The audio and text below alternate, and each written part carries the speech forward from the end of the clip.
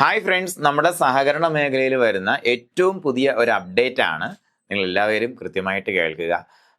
ഇത് എടുത്തു പറയാൻ കാരണം അവസരം നഷ്ടപ്പെട്ടു പോയ ഒത്തിരി ഒത്തിരി ഒത്തിരി കൂട്ടുകാരുണ്ട്. അവസരം നഷ്ടപ്പെട്ടു പോയെന്ന് പറയുമ്പോൾ ഏറ്റവും റീസെൻ്റ് ആയിട്ടുള്ള പല റാങ്ക് ലിസ്റ്റുകളും ഉണ്ടായതിന് ശേഷം പോലും ചിലപ്പോൾ അഡ്വൈസ് കിട്ടാതെ നിന്ന ആൾക്കാർക്ക് വളരെ വലിയൊരു പുതുജീവൻ പകർന്നുകൊണ്ടാണ് നമ്മുടെ പുതിയ അപ്പെക്സ് സൊസൈറ്റി നോട്ടിഫിക്കേഷൻ വന്നിരിക്കുന്നത്. അതിന്റെ കാരണം എന്ന് പറയുമ്പോൾ നമ്മൾ കഴിഞ്ഞ പ്രാവശ്യം നമ്മൾ പ്രെഡിക്റ്റ് ചെയ്തതുപോലെ തന്നെ അതിന്റെ അപ്പർ ഏജ് ലിമിറ്റ് 44 വയസ്സായി വർദ്ധിപ്പിച്ചു എന്നുള്ളതാണ്. 40 വയസ്സ് വരെയല്ലേ നമുക്ക് CSCB എക്സാമിനേഷൻ എഴുതാൻ പറ്റത്തുള്ളൂ. 41 വയസ്സായപ്പോഴത്തേക്ക് അവസരം പോയ എല്ലാവരും ഉണർന്നെഴുന്നേൽക്കുക. നിങ്ങൾക്ക് വേണ്ടി വന്ന അവസരമാണെന്നുള്ള കാര്യം മനസ്സിലാക്കുക. ഒന്ന്. അപ്പോൾ അതിനോടൊപ്പം OBC-ക്കാര് ഒരു കാരണവശാലും നിരാശപ്പെടേണ്ടതില്ല. 43 വയസ്സ് എന്നുള്ള വിവരം നമുക്കത് 47 വയസ്സാക്കി ഉയർത്തിയിരിക്കുന്നു. അതുപോലെ 49 വയസ്സ് വരെ SC/ST-ക്കാർക്കും ഈ ഒരു അവസരം ലഭ്യമാകുന്നു. ഇതാണ് ഇപ്പോൾ നമ്മുടെ ഏറ്റവും പുതിയ അപ്ഡേറ്റ്. ഏറ്റവും പ്രധാനമായിട്ട് ഈ നോട്ടിഫിക്കേഷനെ ബന്ധപ്പെട്ട് പറയാനുള്ളത്, അവസാന തീയതി മറക്കണ്ട മക്കളെ, 2/9/2026 ആണ്. അതിനു മുന്നേ അപേക്ഷ സമർപ്പിക്കുക. അതിനോടൊപ്പം ശ്രദ്ധിക്കേണ്ട 1-2 കാര്യങ്ങൾ. സാലറി സ്കെയിലുമായിട്ട് ബന്ധപ്പെടുത്തി ചില സംശയങ്ങളുണ്ട്. നമുക്ക് പ്രധാനമായിട്ട് അറിയാം, മാർക്കറ്റ് ഫെഡ്, മത്സ്യഫെഡ് അടക്കമുള്ള അപ്പെക്സ് സൊസൈറ്റികളിലേക്കാണ് നമ്മുടെ നോട്ടിഫിക്കേഷൻ വിളിച്ചിരിക്കുന്നത്. എന്നാൽ നമ്മുടെ മത്സ്യഫെഡിലൊക്കെ നിലവിൽ പേ സ്കെയിൽ റിവൈസ് ചെയ്ത് കഴിഞ്ഞു. 25-ന് മുകളിലാണ് നമ്മുടെ അടിസ്ഥാന ശമ്പളം വരുന്നത്. പക്ഷേ നമുക്ക് ഇവിടെ കൊടുത്തിരിക്കുന്ന റിവൈസ്ഡ് സ്കെയിൽ എന്ന് പറയുമ്പോഴത്തേക്കും കഴിഞ്ഞ തവണത്തെ പോലെ റിവൈസ്ഡ് സ്കെയിൽ തന്നെയാണ് കൊടുത്തിരിക്കുന്നത്. നമ്മുടെ ഹൗസ് ഫെഡിന്റെ സ്കെയിൽ അവിടെ കൊടുത്തിരിക്കുന്നത് 17,400 തുടങ്ങി 46,450 അവസാനിക്കുന്ന ഒരു സ്കെയിലാണ് കൊടുത്തിരിക്കുന്നത്. 164% DA. ഇതാണ് ഇതിന്റെ ഒരു ഏറ്റവും വലിയൊരു പ്ലസ് പോയിന്റ് എന്ന് പറയുമ്പോൾ. അപ്പോൾ നമ്മൾ ഈ ഒരു അപ്പെക്സ് സ്ഥാപനങ്ങൾ ഏതെടുത്തു കഴിഞ്ഞാലും നിലവിലത്തെ CSCB-യിൽ നിങ്ങൾക്ക് ലഭിക്കുന്ന സാലറിയേക്കാളും 2,000-3,000 രൂപ കൂടുതലായിരിക്കും അവിടുത്തെ എല്ലാവരുടെയും ഗ്രോസ് പേ എന്ന് പറയുമ്പോൾ. അതിന്റെ എല്ലാ ഡീറ്റെയിൽസും നമ്മൾ വെബിനാറിൽ ഡിസ്കസ് ചെയ്യാറുണ്ട്. ഗ്രോസ് പേ കാൽക്കുലേറ്റ് ചെയ്യാറുണ്ട്. ഓരോ സ്ഥാപനങ്ങളിലെയും അടിസ്ഥാന ശമ്പളവും DA കാൽക്കുലേറ്റ് ചെയ്യാറുണ്ട്. അതിനെക്കുറിച്ച് എന്തെങ്കിലും സംശയം ഉണ്ടെന്നുണ്ടെങ്കിൽ നമുക്ക് വെബിനാറിൽ ഡിസ്കസ് ചെയ്യാം. അതിനോടൊപ്പം നിങ്ങൾ ശ്രദ്ധിക്കേണ്ടത്, സിലബസിനെ കുറിച്ച് കുറച്ച് കാര്യങ്ങൾ പറയാനുണ്ട്. സിലബസിനെ കുറിച്ച് പറയാനുള്ള കാര്യം എന്ന് പറയുമ്പോൾ എല്ലാവരുടെയും ഒരു പൊതുവായിട്ടുള്ള ഒരു സംശയമാണ്, ഇത് സിലബസ് എങ്ങനെയായിട്ട് മാറും. അപ്പോൾ നമുക്ക് എപ്പോഴും ഒരു സ്ഥാപനം എന്ന നിലയ്ക്ക് നമുക്ക് നിലവിലുള്ള സിലബസിനെ മാത്രമേ ഫോക്കസ് ചെയ്യാൻ പറ്റത്തുള്ളൂ. അപ്പോൾ എന്താണ് നിലവിലുള്ള സിലബസ്? അപ്പെക്സിന് വേണ്ടി പണ്ട് മുതലേ 2019 ഒരു സിലബസ് കൊണ്ടുവന്നിട്ടുണ്ടായിരുന്നു. 2023-ലും സെയിം സിലബസ് റിപ്പീറ്റ് ചെയ്തുകൊണ്ട് അപ്പെക്സ് സൊസൈറ്റി ക്ലർക്ക് പരീക്ഷ ആവർത്തിക്കപ്പെട്ടു.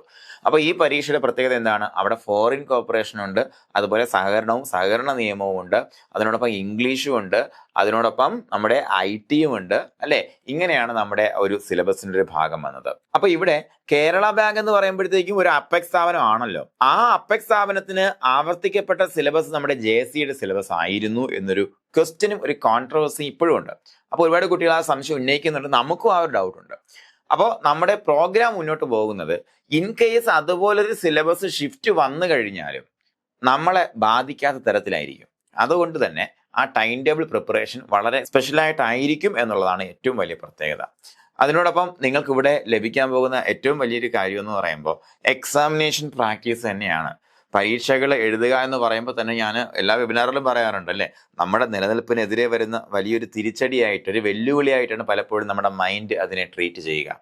അതുകൊണ്ടാണ് പരീക്ഷ എഴുതുക എന്ന് പറയുന്ന പ്രവൃത്തിയിൽ നിന്നും നമ്മൾ പലപ്പോഴും പിന്നോട്ട് നിൽക്കാൻ സാധ്യതയുള്ളത്. ഇവിടെ ഓരോ പരീക്ഷയും, അത് ഡെയിലി എക്സാമിനേഷനുകളാകട്ടെ, അതുപോലെ വീക്കിലി എക്സാമിനേഷനുകളാകട്ടെ, മന്ത്ലി എക്സാമിനേഷൻ ആകട്ടെ, മോഡൽ എക്സാമിനേഷനുകളാകട്ടെ, ഇത്ര കാറ്റഗറി ഉള്ളൂ നമ്മുടെ പരീക്ഷകൾക്ക്. പക്ഷേ അറഞ്ചം പറഞ്ഞ പരീക്ഷയാണ്. അപ്പോൾ ഓരോ പരീക്ഷയുടെയും ലക്ഷ്യം എന്ന് പറയുമ്പോൾ പൊന്നുമക്കളെ, നിങ്ങളെ ഇവാലുവേറ്റ് ചെയ്ത് നിങ്ങളെ കുറച്ച് കാണിക്കലല്ല, ഇതൊരു പഠന പ്രവർത്തനമാണെന്ന് ഒന്നും കൂടെ ഓർമ്മിപ്പിക്കുകയാണ്. അപ്പോൾ ഇത്തരത്തിൽ ഈ ഒരു പരീക്ഷ നന്നായിട്ട് പ്രിപ്പയർ ചെയ്യുന്നതിലൂടെ നിങ്ങൾക്ക് കിട്ടുന്ന പ്രധാനപ്പെട്ട 2 അഡ്വാൻറ്റേജ് എന്താണെന്ന് വെച്ചാൽ, ഒന്ന്, നമ്മൾ അപ്പെക്സ് സൊസൈറ്റി ക്ലർക്കിന് വേണ്ടി നമ്മൾ പ്രിപ്പയർഡ് ആകുന്നു. അതായത് അപ്പെക്സ് സൊസൈറ്റിയിൽ ഏകദേശം 80-നും 100-നും ഇടയ്ക്ക് വേക്കൻസികൾ നമ്മൾ ഈ 3 സ്ഥാപനങ്ങളിലൂടെ പ്രതീക്ഷിക്കാം. കഴിഞ്ഞ തവണയൊക്കെ എല്ലാ അഡ്വൈസും കൂട്ടിയെടുക്കുമ്പോൾ അതിൽ കൂടുതൽ അഡ്വൈസ് പോയിട്ടുണ്ടായിരുന്നു. കാരണം എന്ന് പറയുമ്പോൾ NJD ഒരുപാട് റിപ്പോർട്ട് ചെയ്യും എന്നുള്ളതാണ്. അപ്പോൾ നിങ്ങളുടെ ആദ്യത്തെ ചുമതല എന്താണ്? ലിസ്റ്റിൽ കടന്നുകൂടുക എന്നുള്ളതാണ്. ലിസ്റ്റിൽ കടന്നുകൂടി കഴിഞ്ഞാൽ അഡ്വൈസ് ഉറപ്പിക്കാൻ പറ്റുന്ന ഒരു ലിസ്റ്റാണ് നമ്മുടെ ഈ ഒരു അപ്പെക്സ് സൊസൈറ്റി ക്ലർക്ക് എന്ന് പറയുമ്പോൾ. അപ്പോൾ അത് നിങ്ങൾ ഉറപ്പാക്കാൻ വേണ്ടിയിട്ടുള്ള ശ്രമം ഇപ്പോഴേ തുടങ്ങുക. എസ്പെഷ്യലി 40 വയസ്സ് കഴിഞ്ഞ് ഇനി ലാസ്റ്റ് ചാൻസ് ഉള്ള ആൾക്കാർ ചാവേറുകളാണ്, അല്ലേ? അല്ലേടാ, നിങ്ങൾ ചാവേറുകളല്ലേ? ചാവേറുകളാണെന്ന് ഉറച്ച് വിശ്വസിക്കുന്നത്. ചാവേറാണെന്നുണ്ടെങ്കിൽ താഴെ നിങ്ങൾ യെസ് എന്ന് കമന്റ് ചെയ്യണം.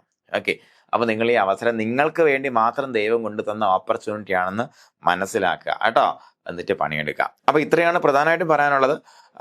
അപ്പോൾ നിങ്ങൾ സിലബസിൽ വരാൻ സാധ്യതയുള്ള വ്യത്യാസം നമ്മൾ മുൻകൂട്ടി കാണുന്നുണ്ട്. അതുകൊണ്ട് നിങ്ങൾ അതിനെക്കുറിച്ച് ബേജാറ് വേണ്ട. ഞാൻ നേരത്തെ പറഞ്ഞ പോലെ ഒന്നുകൂടെ ആവർത്തിക്കുന്നു, കേരള ബാങ്ക് JCA പരീക്ഷയും നിങ്ങൾ പരോക്ഷമായിട്ട് പ്രിപ്പയർ ചെയ്ത് തുടങ്ങുകയാണ്. കാരണം എന്ന് പറയുമ്പോൾ നമ്മൾ ആദ്യം പറഞ്ഞ കോർപ്പറേഷന്റെയും കോർപ്പറേറ്റ് എല്ലാ മൊഡ്യൂളുകളും അവിടെ റെപ്പിറ്റേഷനാണ്. അതുപോലെ IT ആൻഡ് സൈബർ ലൈൻ റെപ്പിറ്റേഷനാണ്, ബാങ്കിങ് ഒഴികെയുള്ള കാര്യങ്ങൾ അല്ലേ. അപ്പൊ അതുകൊണ്ട് നിങ്ങൾ പരോക്ഷമായിട്ട് അതിനും തയ്യാറെടുക്കുന്നു. പരോക്ഷമായിട്ട് CSEBയിലും ഈ കാര്യങ്ങൾ നമുക്ക് പഠിക്കാനുണ്ട്. സംഭവം റൂട്ട് വേറെയാണെന്ന് മാത്രമേ ഉള്ളൂ. അവിടെ ചോദ്യം ഉണ്ടാക്കുന്ന ആളെന്ന് പറയുമ്പോഴത്തേക്കും നമ്മുടെ യൂണിവേഴ്സിറ്റി പ്രൊഫസർമാരായിരിക്കും. ഇവിടെ ചോദ്യം ഉണ്ടാക്കുന്ന ആളെന്ന് പറയുമ്പോൾ നമ്മുടെ സ്റ്റേറ്റ് കോപ്പറേറ്റീവിലുള്ള സാറന്മാരായിരിക്കും. അപ്പൊ അതിൻ്റെതായിട്ടുള്ള കുറച്ച് വ്യത്യാസങ്ങളുണ്ട്. ഈ കാര്യങ്ങളെല്ലാം നമ്മൾ വിശദമായിട്ട് വെബിനാർ സെഷനിൽ ഡിസ്കസ് ചെയ്യുന്നുണ്ട്. അപ്പോൾ എന്തായാലും നിങ്ങൾ അപ്പെക്സിന്റെ കോഴ്സിൽ തുടങ്ങി നിങ്ങൾ ആദ്യ റാങ്കിലേക്ക് എത്താൻ വേണ്ടി ആഗ്രഹിക്കുകയാണെന്നുണ്ടെങ്കിൽ കഴിഞ്ഞ KS കാർഡ് ബാങ്ക് ലിസ്റ്റ് പോലെ, അതുപോലെ നമ്മുടെ JCA ഖാദി ബോർഡ് ലിസ്റ്റ് പോലെ, കഴിഞ്ഞ നമ്മുടെ നോർമൽ JCA ലിസ്റ്റ് പോലെ, കേരള ബാങ്ക് ലിസ്റ്റ് പോലെ സഹകാരുടെ കുട്ടികളുടെ മാത്രം ലിസ്റ്റ് ആയിരിക്കും ഇത്തവണയും വരുന്നത്. അത് ഉറപ്പാണ്. അപ്പൊ ആ ഒരു ഉറപ്പില് ഒരാളാകാൻ വേണ്ടിയിട്ട് നിങ്ങൾ ആദ്യത്തെ പടി എന്ന് പറയുമ്പോൾ നമ്മുടെ സൗജന്യ വെബിനാറിൽ പങ്കെടുക്കലാണ്. വെബിനാറിൽ പങ്കെടുക്കാൻ വേണ്ടി നിങ്ങൾ ചെയ്യേണ്ടത് താഴെ ഒരു ഫോൺ നമ്പർ കൊടുത്തിട്ടുണ്ടാകും. ആ ഫോൺ നമ്പറിൽ നിങ്ങളുടെ പേരും ജില്ലയും അതിനോടൊപ്പം അപ്പെക്സ് LD എന്ന കോഡ് ചേർത്ത് വാട്സാപ്പ് ചെയ്യണം. അല്ലെങ്കിൽ താഴെ കാണുന്ന ഫോം ഫിൽ ചെയ്യണം. അപ്പൊ നമുക്ക് ഗൂഗിൾ മീറ്റിൽ ഈ കാര്യങ്ങളൊക്കെ നേരിട്ട് സംബന്ധിച്ചുകൊണ്ട് തന്നെ മുന്നോട്ട് പോകാം.